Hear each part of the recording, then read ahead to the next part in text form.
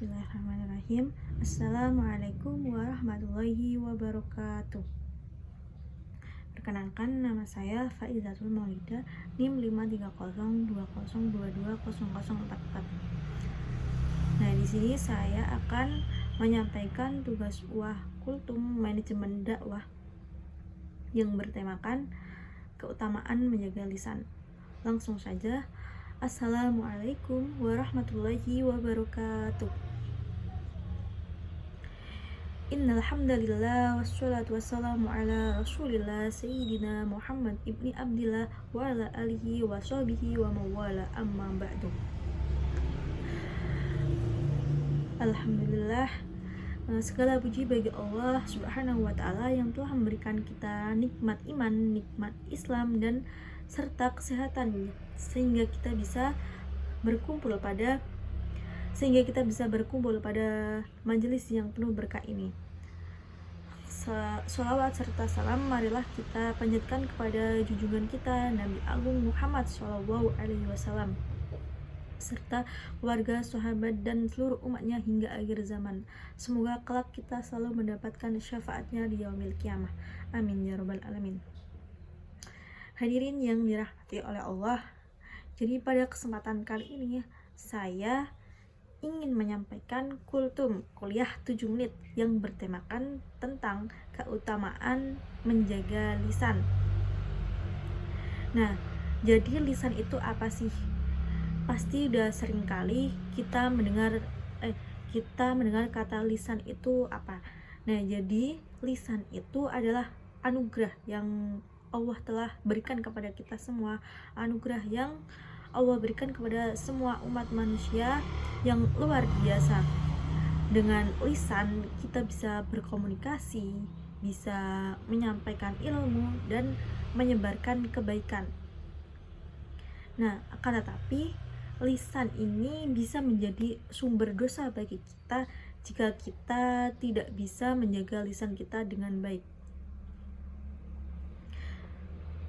Nah, dalam sebuah hadis yang diriwayatkan oleh Imam Bukhari dan Imam Muslim, Rasulullah SAW bersabda, nah, barang siapa yang beriman kepada hari akhir, maka hendaklah ia berkata yang baik atau diam. Jadi hadis ini mengajarkan kepada kita bahwa menjaga lisan merupakan salah satu tanda keimanan bagi kita. Jadi lisan itu bisa menjadi penyebab masuknya seseorang ke dalam surga, akan tetapi bisa menjerumuskan seseorang itu ke dalam neraka.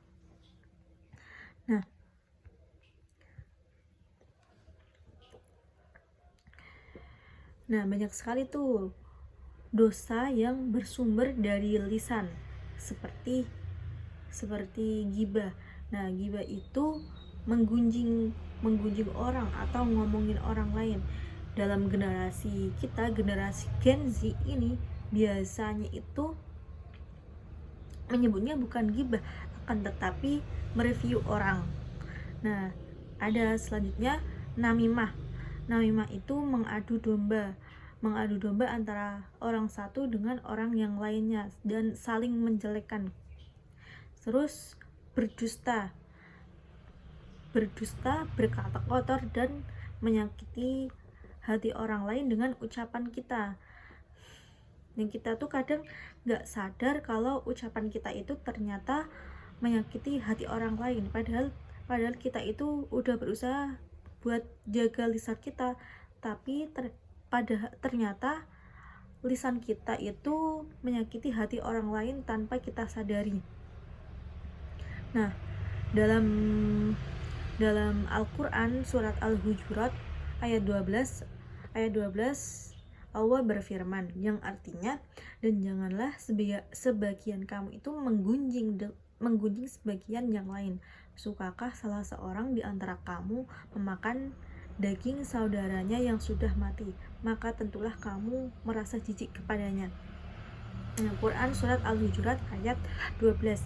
Jadi betapa menjijikkannya ghibah di mata Allah.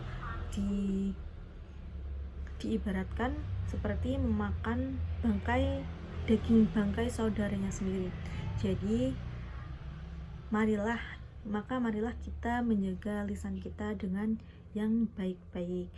Gunakan lisan kita itu untuk hal yang bermanfaat, hal yang positif. Gunakan lisan kita itu untuk membaca Al-Quran, berzikir, menyampaikan kebenaran, menyampaikan ilmu yang kita punya kepada orang lain, dan berkata yang baik.